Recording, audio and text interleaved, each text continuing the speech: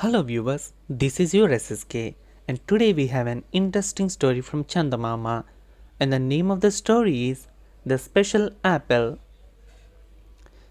In olden days, once while an emperor of China was holding the royal audience, a villager arrived with a gift.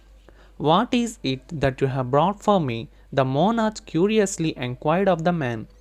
"O great master, accept my slaughterings along with these juicy red apples," replied the villager, uncovering the silver platter.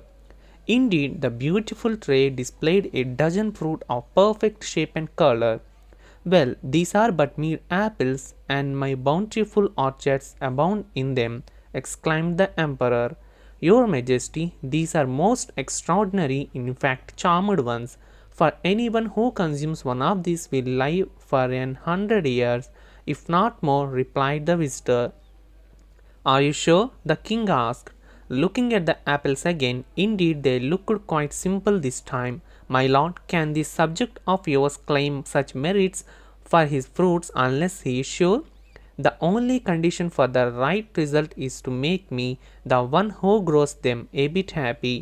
Well, I am willing to live in a decent house with my family in proximity of the place for 100 years, if provided for and prove that I was true.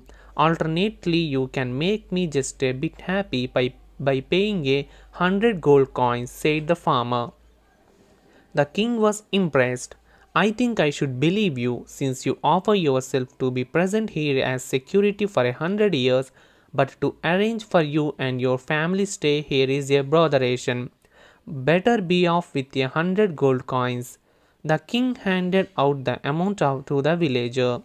All the courtiers looked in great admiration at the wonderful fruit on the silver plate.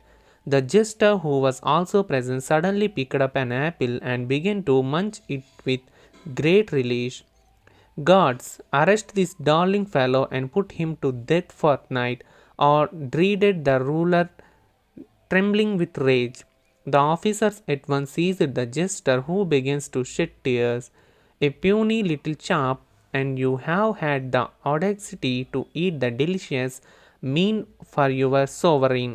Of course, it's a wrong punishable only with death. Why do you weep? Are you afraid of dying, coward?" shouted the monarch furiously, shaking from head to toes. "Oh, great master," replied the jester, breaking down once more, "I cry a bitter are my tears, because I fear for your majesty and not for myself." "What do you mean, you naughty monkey? Stop talking to me in riddles," shouted the emperor, glowering at him. "I weep at the mere thought of what will happen to the vast empire when it suddenly becomes empty of your august presence. For it is not before long that your majesty is going to die," said the jester, and once again began to shed tears as if a bucketful of it was in store. "You wretched fool, you seem to have lost your mind. What on earth makes you proclaim that? The great emperor of this great empire will soon stop living," demanded the monarch nervously, though. "Well, my lord," answered the jester, at last wiping away his tears, "when I saw this marvelous fruit called the apples of longevity, I attempted to eat one, for who would not like to live as long as possible?" "So what, you audacious, unmannered fellow, you relish a fruit before this noble court?" put in the emperor in a tone of surprise. "Yes, yes, O great ruler.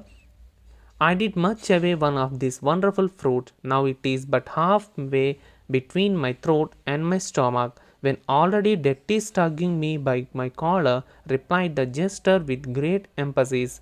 "So what? You committed an unpardonable blunder, and you have to die for it. It's that plain and simple," said the king.